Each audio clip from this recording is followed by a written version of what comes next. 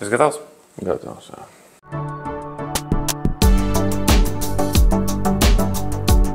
Čau, Kasper. Čau. Šodien vienam tev neļausim runāt. Šodien tu tiksi nopratināts par dažādiem jautājumiem, kas man ir interesanti un noteikti arī klausītājiem būtu interesanti. Pirmais man neskaidrais jautājums ir, tev mājaslapā ir rakstīts sapa un aliplasta. Ko tas nozīmē? Būtībā nozīmē to, ka tie abi divi ir logi. Tikai vienā gadījumā tā sapa tā ir zviedru sistēma un aliplasta tā ir beļģu sistēma. Sapa tā kā vairāk ir Skandināvijas, atbilstošāka mūsu reģionam, bet, ja teiksim, nav tās prasības pasūtītājiem tik augstas, viņam arī der, teiksim, lai tie logi nav tik silti, var izvēlēties kaut ko jau no tās aliplasta sistēmas. Viņi būs arī lētāk attiecīgi, ja? Tā ir tā kā tāda alternatīva.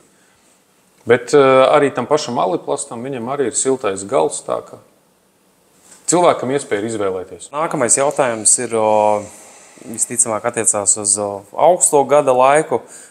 Vismaz šī problēma ir plastmasas logiem, kad veidojās kondensāts. Ne uz visiem, bet uz daudziem es esmu redzējis, ka ir. Bet kā ir ar alumīnija rāmjiem? Ja man ir alumīnija logi, vai šī problēma ir aktuāla? Jā, viņi ir visiem logiem aktuāli. Tā patiesībā nav tik daudz varbūt logu problēma, kā mitrums, kas ir gaisā un temperatūra telpā un aiz loga. Ja?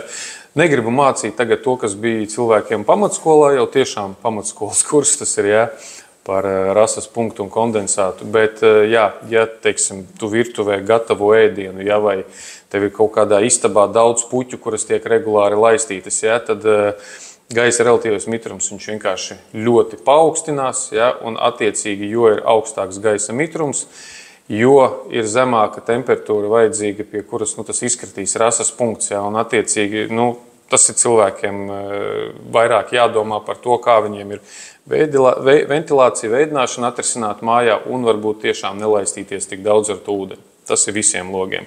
Ir, protams, arī niansītes, ja, tur pašiem rāmjiem. Ja, ir siltāki, augstāki rāmji, ne tikai rāmjiem, bet arī jau pakešu rāmīšiem, tiem, kas ir riņķiet, no kāda tie ir materiāli, ja, jo tie ir faktiski tie, kas caursalst pirmie. Ja, un tāpēc jau tas kondensāts tieši gar rāmja malu viņš izmetās. Ja,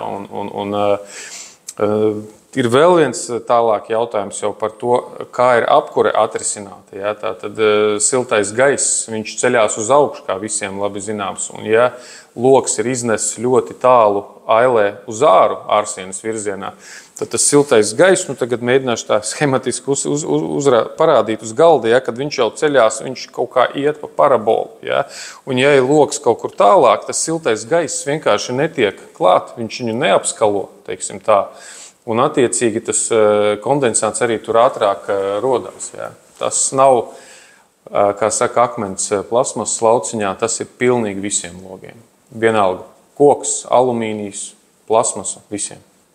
Vēl viens saistošais jautājums par šo pašu tēmu ir, vienreiz vienā mājā redzēju, divpakašu loks bija ielikts un bija šī problēma ļoti aktuāla kondensāta un persona, kas tur dzīvoja, kad domāja, ka tā ir problēma un nomainot uz trīspakašu logu, šī problēma pazuda. Tāds varētu būt? Jā, tāds varētu būt, jo vienkārši palika siltāka, tā teikt, norobežojošā daļa, jā, ēkas. Protams, jā, tas atrisinās to jautājumu, bet tas nenozīmē, ka problēma tiks pilnībā atrisināta, jā. Un nevienmēr var nomainīt respektīvi vienkameru paketi uz divkameru, jo bieži vien cilvēkiem tie logi ir likti sen atpakaļ. Tie rāmji ir plānāki, kad vēl tās tehnoloģijas nebija tik tālu aizgājušas, ja? Un viņus fiziski nevarēs vienkārši pielāgot tām jaunajām biezajām paketēm. Ja? Tātad tur var tas jau kompleksāk nākties to visu risināt ar pašu rāmju nomaiņu, arī nevis tikai vienkārši, ka paketes nomainīt. Ja? Bet jā, arī vienkārši ieliekot paketes, kaut vai elementāri pasūtot viņas nevis ar to alumīnija starpliku, kā kādreiz bija tā, tas spīdīgi, tur kādreiz citā video parādīšu, kā izskatās tie varianti paketēm, ja? Bet ieliekot jau silto starpliku, kas ir starp stikliem nāk, ja? Tur jau var dabūt krietnu iegūmu tajā visā jautājumā par to kondensātu. Tā, Kaspar, nākamais jautājums būs par drošības sistēmām. Tev mājaslapā ir minēts to, ka taviem alumīnija logiem ir drošības sistēma, kas aizsargā pret kaut kādām ielošanām un tam līdzīgām lietām. Pastāst varbūt detalizētāk, kā tas strādā realitātē. Jā, tur arī ir nianses.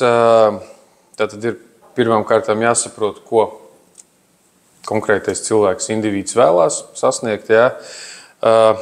Cik vairāk mēs pa privātajiem šobrīd runājam, tad es kaut kādās bruņu klasēs neieslīgšu. Jā. Tātad tas droši vien, ka parastiem cilvēkiem baigi neinteresēs. Bet tīri pret to, lai kāds neielaustos, jā, tad tur ir būtībā divi ceļējumi. Jā. Tātad viens ir, ja tas ir verams loks, jā, viss, kas ir verams, tātad furnitūra, ir speciāla furnitūra, tur, teiksim, EC2, EC3 klasē, tur viņas arī pa līmeņiem ir, tas ir viens, ko var izdarīt, jā, kad pie pasūtīšanas to norādīt un attiecīgi tas viss tiek jau iestrādāts rūpnīcā. Un otrs variants ir stikli. Ja ir, piemēram, vienkārši neverams loks, ja, kurā tur furnitūra nekādu neliks, vai ne, tad var ielikt stiklus, kas jau ir ar drošības plēvi iestrādātu starp stikliem, laminēti tie saucamie. Ja. Tiem arī ir vairākas klases atkarībā no tā, cik tu gribi sevi pasargāt. Ja.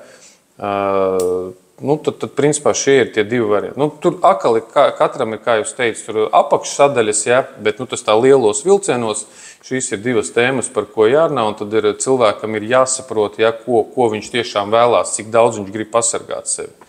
Tāpēc, kad cenu starpība ir diezgan ievērojama, ja, jo tās klases viņas vairāk ir domātas tiešām kaut kādām publiskām ēkām, bankām, veikaliem, ja, lai tur kaut kāds juvelieru izstrādājumi, lai tur ātri, kā saka, neielaužās. Ja.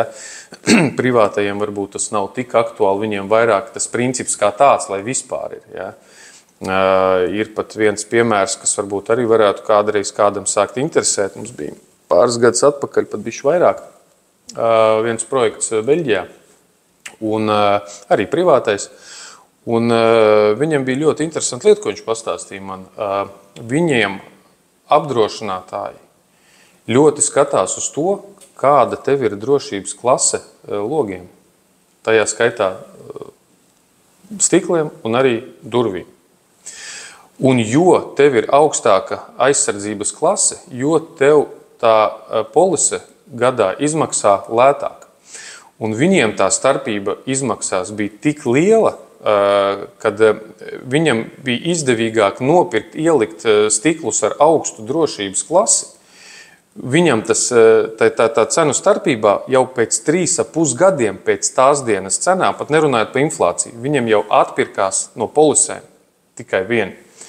Mums tas šobrīd Latvijā varbūt nav baigi aktuāli, bet es tā pieļauju, ka tas sāks parādīties šī tendence, jo mēs taču tāpat redzam, ka to augsta polises kā auga. Ja?